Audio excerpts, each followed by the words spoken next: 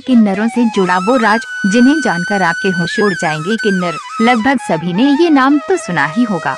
अगर नहीं भी जानते तो आपको बता दें कि किन्नर उन्हें कहते हैं जो न तो पूरी तरह नर होता है और न नारी। इन्हें हम ट्रांसजेंडर के नाम से भी जानते हैं। इनके बारे में शुरू से एक मान्यता चली आ रही है कि अपने मुख से ये किसी के लिए जैसे भी शब्द निकाल देते हैं वे सच साबित होते हैं। कहने का मतलब है कि अगर ये किसी को दुआ दे देते हैं तो वो सच हो जाती है, वहीं अगर ये किसी को बदुआ दे देते हैं तो वो भी सच हो जाती है। इसलिए ज्यादातर लोग इसी कोशिश में रहते हैं इन्हें इनकी केवल दुआ मिले, बदुआ नहीं। यही कारण है कि हर कोई इन्हें यानी किन्नरों को अपनी हर खुशी में शामिल करना पसंद करता है। लोग इन्हें अपने घर के उत्सवों में शामिल करते हैं और जब ये बधाई मांगते हैं तो इन्हें पैसे और कई तरह के उपहार आदि देकर खुशी खुशी विदा करते हैं। किन्नर समाज के बारे में अक्सर लोगों की जिज्ञासा बनी रहती है। अक्सर किसी मांगलिक अवसर या सड़कों और ट्रेन में मिलने वाले ये किन्नरों कहाँ रहते हैं? क्या इनका भी होता है विवाह? इनके देवी देवता कौन होते हैं? ऐसे कई सवाल हैं जो अक्सर किसी किन्नर को देखते ही हमारे मन में कौंधने लगते हैं। आइए जानते हैं किन्नर समाज से जुड़ा वो सच जिसे आप अभी तक थे अनजान। किन्नरों का आम लोगों से एक अलग समुदाय है। हमारे देश में इनके लिए अलग अलग प्रथाएं भी हैं। हम सभी इनके बारे में जानना चाहते हैं, लेकिन इनके समाज के कुछ रहस्य ऐसे हैं जिनका पता लगा पाना कठिन है। यही नहीं, इनकी प्रथाएं भी हमसे अलग हैं। किसी भी कार्य में इनकी मौजूदगी को शुभ माना जाता है। ऐसा मान्यता भी है कि इन्हें ईश्वर का विशेष आशीर्वाद प्राप्त है।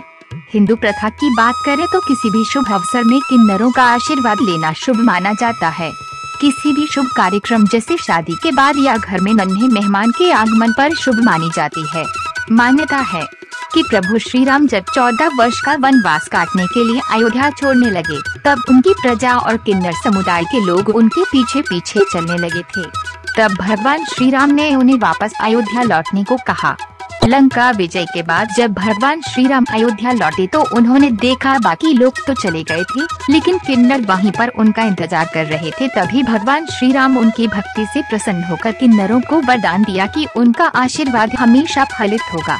तब से बच्चे के जन्म, विवाह, नए व्यवसाय की शुरुआत आदि सभी शुभ अवसरों पर किन्नरों से आशीर्वाद लेने का नियम है। किन्नर समाज में कई रिवाज प्रचलित हैं। ऐसा ही एक रिवाज है किन्नरों का एक रात के लिए विवाह करना और अगले दिन विधवाओं की तरह विलाप करना। आपको जानकर हैरानी होगी कि इस रस्म के तार महाभारत काल से जुड़े हैं। आइए जानते हैं इस रिवाज के पीछे की पौराणिक कथा क्या है। माना जाता है कि महाभारत के युद्ध से पहले पांडवों ने युद्ध में विजय के लिए मां काली की पूजा की थी, लेकिन इस पूजा को संपन्न करने के लिए एक राजकुमार की बलि देना आवश्यक था। अर्जुन के नाग कन्या अल्पी से जन्मे पुत्र इरावन बलि के लिए आगे आए, लेकिन साथ ही उन्होंने एक शर्त भी रखी कि वे विवाह करने के बाद ही बलि देंगे। अब पांडवों के पास समस्या ये आ गई कि एक दिन के लिए कौन सी राजकुमारी इरावन से विवाह करेगी और अगले दिन विधवा हो जाएगी। इस समस्या का समाधान श्री कृष्ण ने निकाला। उन्होंने इरावन की अंतिम इच्छा पूरी करने के लिए मोहिनी रूप धारण कर इरावन से विवाह किया। अगले दिन इरावन की बलि दे दी गई और श्री कृष्ण ने विधवा बनकर विलाप भी किया। उसी घटना को बाद से किन्नर इरावन को अपना भगवान मानते हैं और एक रात के लिए अपने ही कुल देवता इरावन से विवाह करते हैं। तमिलनाडु के विल्लुपुरम स्थित कुवागम गांव को किन्नरों की सबसे बड़ी बस्ती के रूप में जाना जाता है। किन्नरों के देवता इरावन का सबसे बड़ा मंदिर कुठंडावर इसी गांव में है। कुरुक्षेत्र युद्ध के 8वें दिन इरावन की मृत्यु हुई थी। इरावन अर्जुन के पुत्र थे और किन्नर थे। अगर आप किन्नरों की शादी का जश्न देखना चाहते हैं तो तमिलनाडु के कुवगाम में हर साल तमिल नवंबर वर्ष की प्रथम पूर्णिमा से किन्नरों की शादी का समारोह आरंभ हो जाता है। यह समारोह 18 दिनों तक खूब धूमधाम से मनाया जाता है। 17वें दिन किन्नर शादी करते हैं। नई नवेली दुल्हन की तरह सजते संवरते हैं। किन्नरों के पुरोहित उन्हें मंगलसूत्र पहनाते हैं और शादी संपन्न हो जाती है। वहीं शादी के अगले दिन रावण देव की मूर्ति को शहर में घुमाकर तोड़ दिया जाता है। इसके साथ ही किन्नर सुहागन से विधवा हुई स्त्री की तरह अपना श्रृंगार छोड़कर विधवा की तरह विलाप भी करते हैं, क्योंकि रावण की मृत्यु पर भगवान श्री कृष्ण बहुत रोए थे। जब एक किन्नर की मौत हो जाती है तो उसके अंतिम संस्कार को गुप्त रखा जाता है। किन्नरों के शव को जलाया नहीं जाता, इनके शव को दफनाया जाता है। अपने समुदाय में किसी की मौत होने के बाद किन्नर अगले 1 हफ्ते तक खाना नहीं खाते। बाकी धर्मों से ठीक उलट किन्नरों की अंतिम यात्रा दिन की जगह रात में निकाली जाती है। किन्नरों के अंतिम संस्कार को गैर किन्नरों से छिपाकर किया जाता है। किन्नर समाज में किसी की मृत्यु होने पर दाह संस्कार सूर्यास्त के बाद और मध्यरात्रि से पहले शव का अंतिम संस्कार की जाती है। किन्नर मौत के बाद खुशियां मनाते हैं। किन्नरों की शव यात्रा रात में निकाली जाती है, जिसे आम लोग इस यात्रा के दर्शन न कर सके। इनकी शव यात्रा में किसी और समुदाय के लोग शामिल नहीं हो सकते हैं। ये भी कहा जाता है कि यदि कोई इनकी शव यात्रा देखता है तो उसके लिए शुभ नहीं होता है। किन्नरों की मृत्यु के बाद उनके दाह संस्कार से पहले शव को जूतों से पीटा जाता है, जिससे उन्हें आगे इस श्रेणी में जन्म न मिले और उन्हें इस जीवन से मुक्ति मिल सके।